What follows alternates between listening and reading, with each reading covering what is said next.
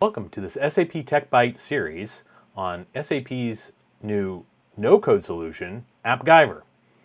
In this Tech Byte series, we want to take you through a series of new tutorials that walk you through the setup and creation of a basic application using AppGyver. Now, this Tech Byte series does assume that you have already onboarded to the AppGyver service.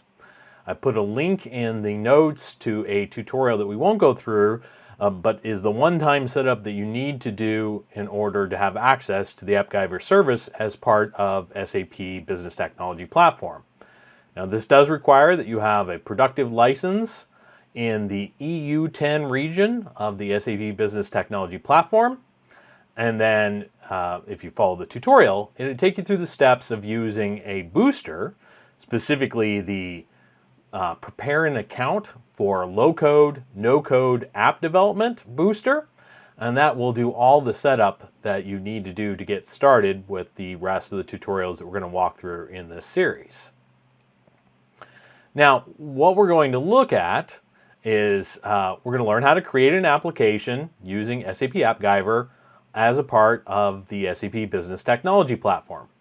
Now, you could also potentially follow this same tutorial series using the Appgyver free trial, which is offered separately directly from the Appgyver website and is not part of SAP BTP. But we're going to show you the steps using the new SAP Business Technology Platform integration. This application that we're going to create using just tools in the browser can then be used in the Appgyver Preview App. And ultimately, we're going to be able to scan barcodes on food packaging and display calorie information based upon those barcodes by making a service call to a service that's available as part of the Open Food Facts API on the internet. So we're going to begin right here in step one, where we want to create our SAP AppGyver project. And I've logged into my SAP BTP cockpit, and I'm in my global account where I've already ran the booster that I described to you in the opening.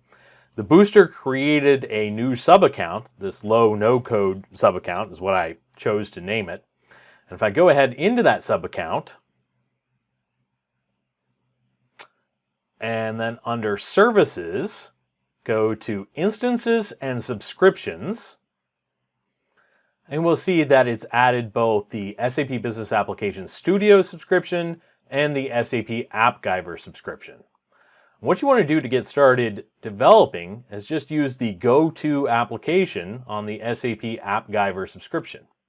And that will open in a new tab. And what you see here is the new application development lobby. And from this lobby, you actually see combinations of projects, both projects created using the new low-code version of the Business Application Studio and projects created using the no-code tooling provided by AppGyver. And from this single tool, we have the ability to create both types of projects, and then correspondingly it will open the appropriate tooling for that type of project. Let's go ahead and say that we want to create a new AppGyver project. This is pretty straightforward. It's going to ask us, what do we want our project name to be? I'm just going to call this Tutorial Tech Byte. And you can give it a description. I'm going to create an application.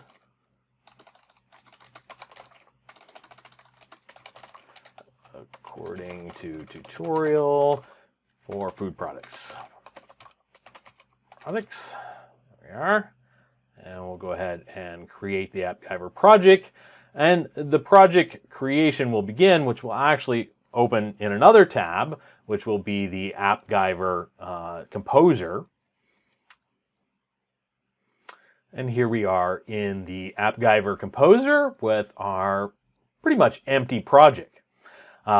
Now, a lot of the time that you're going to spend in the Appgyver tooling is going to be right here in this main screen, and that's where we have the ability to design the overall flow of our application, its navigation logic, its user interface by simply dragging and dropping UI elements into this preview area. We'll have the ability to create logic, business logic, and data processing, but all using visual programming, a lot of drag and drop, and we'll be able to integrate our application with external data sources as well, and then bind the result of those external calls back into our user interface. Let's start with some basic editing of our application. First of all, the headline. Let's just put some placeholder text in here, but we can change this to whatever we want. In fact, let's change this to what our application is going to do and say that we want this to be, what do we say? Barcode scanner. Barcode scanner. And now this basic description of what our app is going to do, all this pseudo-Latin garbage, let's take that out. And let's say we want to scan a barcode of a food product using your smartphone. There we are. And then we're going to need something to trigger the scan. So let's just grab a button and drag it from the list of all the UI elements over here on the side. Just drag it onto our UI. Great. Now we've got a nice button, and we can change the name of it. I don't want to say button. We'll say scan. There we are. There's one line. And at this point, we can go ahead and save what we've got. And at this point, we can actually preview our application as well. We could come here to launch, and we could open it in a preview portal, and this will open it in a web browser. Now, a little bit later, when we actually tie into the barcode scanning, that's not going to work from a regular web browser, desktop setup. So we'll actually want to use the mobile preview app that I have installed on my phone, and I'll switch over to recording some of that so you can see what it looks like on the phone as well.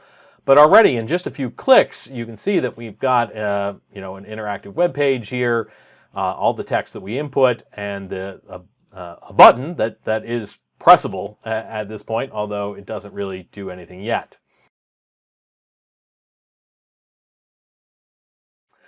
And that brings us to the end of part one. We're able to preview the application. We've basically gotten started, but then we'll come back in the next part of this Tech Bite and we'll start adding more logic to our application as well.